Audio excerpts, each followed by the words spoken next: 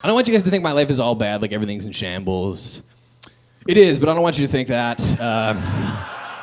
No, so I'll tell you this, an exciting thing happened to me recently. I was just cast in my first acting role in a movie, which is super exciting. Yeah, thank you, thanks, thank you, stop. Oh, you guys, stop it.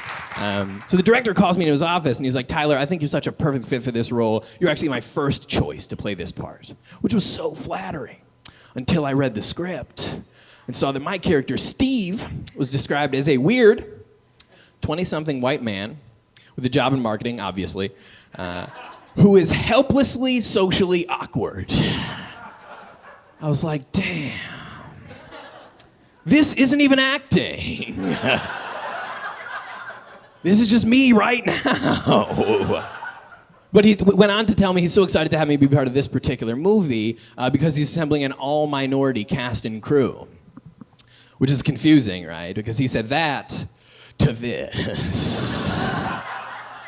But we have to remind ourselves that minorities come in all different types, right? And you might not be able to tell from my complexion, but I actually am a vegan. Of course, I'm kidding. I know that doesn't count. The only thing more white than being vegan is assuming veganism is a minority group. That's the only way. It's the only way to make that worse.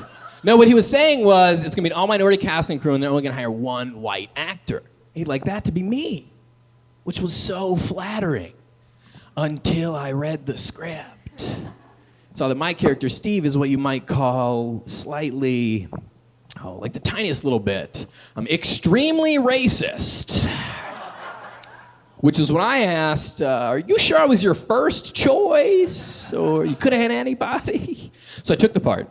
But I decided I definitely was going to be the worst actor in this movie. Because I'll tell you what I can't do, is step on camera for the first time and just be a natural at playing a racist. Which, of course, I realized a little bit too late after the first scene I did on camera, which is one where Steve very passionately says, oh, what do you know? An Asian driver going down the wrong way. Don't laugh at that, no. First of all, terribly racist and offensive, right? Second of all, not even a good joke. Like, it's offensive and not funny. Don't tell me that racist Steve is also Larry the Cable Guy. Like, no. So I'm not excited about saying this line, but I also can't pull aside the writer and director like, hey guys, listen, I see what you're doing, and I like it, I do, but honestly, your racism could be a little better, you know?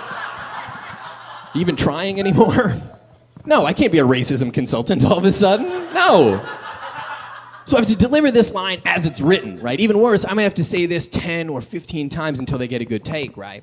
So I say this incredibly painful, racist line once. And the director says, cut, that was perfect, that's a wrap, let's move on. So I get up, we're taking a little break, right? I turn around. The entire cast and crew is standing directly behind me, dead silent, like, yeah, Tyler, that was perfect.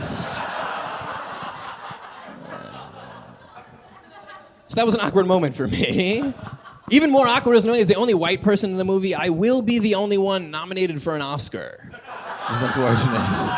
Yeah, I know, it's uncomfortable. Unfortunately, groaning does not make that any less true, unfortunately.